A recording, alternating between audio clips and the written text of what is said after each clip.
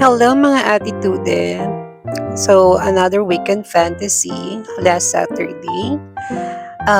We decided to go to Tagaytay. I'm with my friend Kotoper. So we decide to try Cafe Rue. Check lang namin kung masarap yung kape.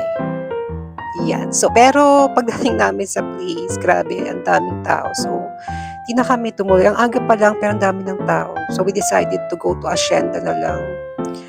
And bibili din ako ng sapatos from my brother. And this is my first time, so excited din ako. Yeah, so we're trying to figure out saan yung entrance. Buti na lang dito siya, malapit siya sa parking. So naglakad lang kami ng konti.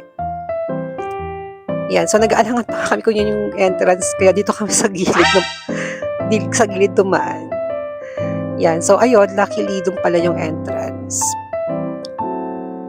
And ang ganda pala dito sa Hacienda, para siyang Alabang Town Center. Tapos yung mga brand ng mga store is high-end din.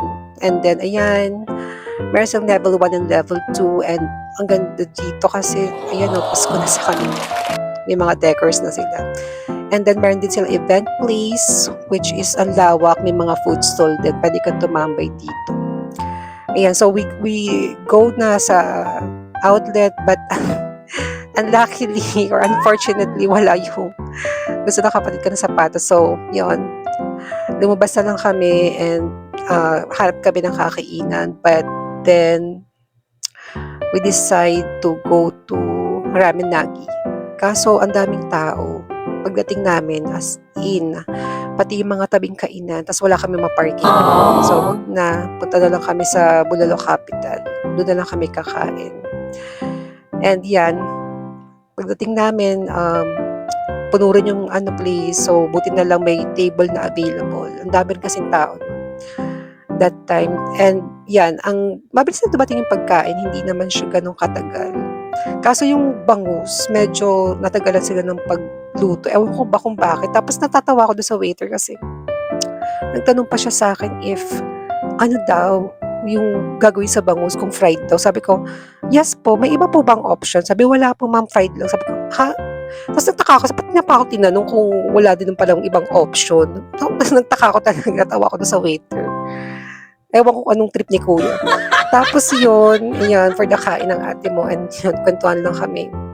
And ang ganda dito sa Bulalo Capital kasi yung parang coffee shop nila is kaduktong lang din ng resto, and then pwede kang magkape, tapos may mga life size sila na